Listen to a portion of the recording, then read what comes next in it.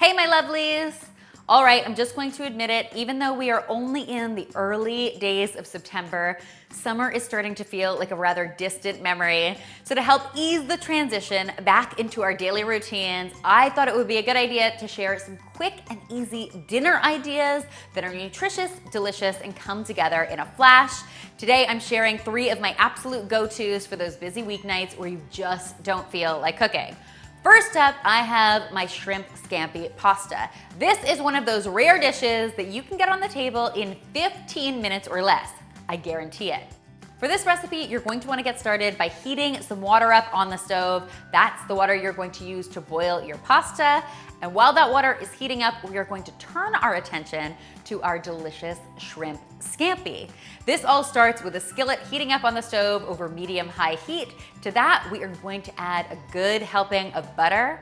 Now, the butter in this recipe is really going to make up a big part of our sauce for this pasta.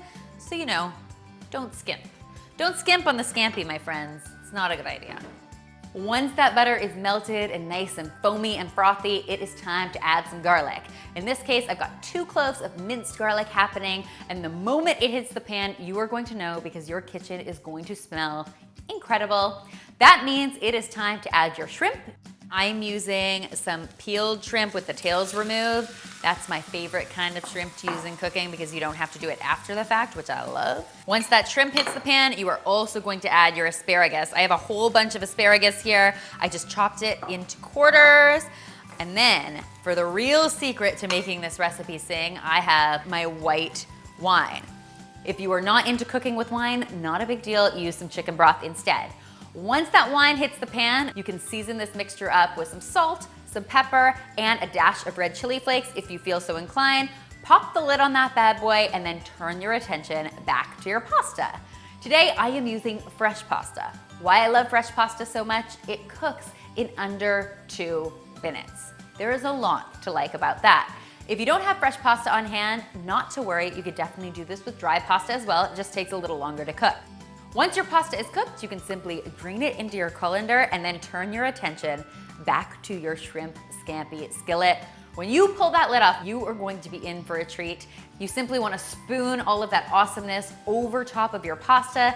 Serve this with a little fresh parsley and a lemon wedge, and there you have it. Dinner is served. This might be one of the simplest dishes I have in my repertoire, but it is actually also one of the most delicious. And yes, it was just as easy as it looks. Next up, I've got a really flavorful Asian-inspired dish. It's this tasty cashew chicken, and it's the perfect combination of sweet, savory, with a little bit of crunch. I absolutely love it. And as with every meal in this video, it is super easy to prepare. It all starts by mixing up your sauce. Now, this is a combination of some chicken broth, some soy sauce, some oyster sauce for some nice umami flavor. If you're not a fan of oyster sauce, don't fret. You can also add some hoisin sauce into this. That would work just fine.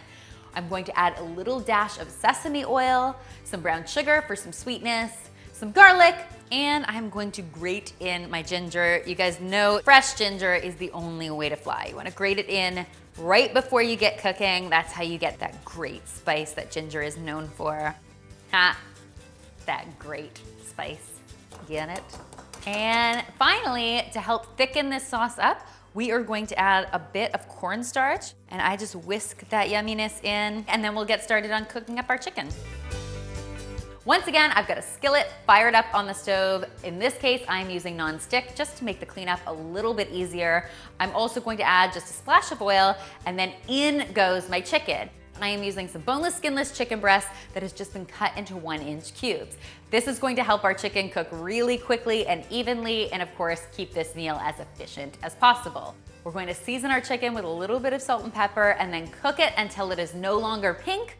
Once it's started to brown, it is time to add our peppers. In this case, I'm using a nice colorful combination of green and red bell peppers, which I love, but of course, any peppers will do. In fact, you can actually sneak in any kind of vegetables you want at this point. We're gonna cook those peppers for a few minutes until they start to soften up. That means it is time to add our cashews and our sauce. We're gonna pour this right into the pan. Ooh, you can smell that garlic instantly. That sauce is gonna start to coat everything. And those cashews, as they heat up, they become even more flavorful if that's possible. Once you've got everything nice and thick and saucy and coated, it's time to add our finishers. I like to stir in some green onion, which I think just makes everything so much better. And then a pinch of red chili flakes. Always optional, but I think always super delicious. Just gonna stir this in and then serve it over my rice noodles, and we are ready to rock. I will also mention that this meal makes excellent leftovers, so be sure to pack yourself some for lunch the next day, and you can thank me later. For my final meal in minutes, I am making a classic halibut en papillote, which of course is just a fancy French name for halibut that's been steamed in a little parchment packet. Really, really good and highly efficient, if you ask me. Speaking of fish, in this case, I'm using halibut because I found some on super sale at my supermarket, but I will warn you, halibut can be on the more expensive side, so if you want something a little more affordable, sole or haddock both would do just fine. Any firm white fish would be really, really tasty in this recipe. To create our little parchment packets, we are starting with some parchment paper squares that I've just cut out. To the center of each, I'm going to be adding a whole lot of veggie goodness. I've got some lovely snap peas, which are Greg's favorite. I've also got some thinly sliced red bell pepper, some thinly sliced red onion, and I'm going to top that with a couple slices of lemon. This is going to do two things. First, it is going to add a ton of flavor to our fish, but it's also going to add a ton of great moisture. On top of my lemon slices, I am going to place my fish fillet. I've got some salt, some pepper. I'm just gonna put on a little bit of minced garlic. By a little bit, I of course mean a ton, because that's the only way I roll when it comes to minced garlic. And then I am going to sprinkle on some fresh dill. And then I'm just gonna put one more piece of lemon on. That, let's be honest, is just for decoration. Once you've got everything stacked nicely in the center, it's just a matter of folding up your parchment paper to create a little pouch that steam can't escape from. We're going to do this a few more times, pop these on a baking sheet, and then get them into the oven at 400 degrees Fahrenheit for about 15 minutes. But it really does depend just on how thick your fish is. I like to serve these right in the parchment paper with a mixed green salad on the side. And what you have is a protein-packed dinner that you can feel really, really good about, and that came together in an actual snap pea. I really hope you found these ideas inspiring and that they will save you loads of time in your very own kitchens. If you do give any of them a try, be sure to tweet me, Instagram me, or Snapchat me a photo, because of course I love seeing your kitchen creations. Keep in mind the full recipes are in the description box below. And if you haven't already, be sure to subscribe, because there is lots more deliciousness where this came from. Dinner deliciousness, to be exact.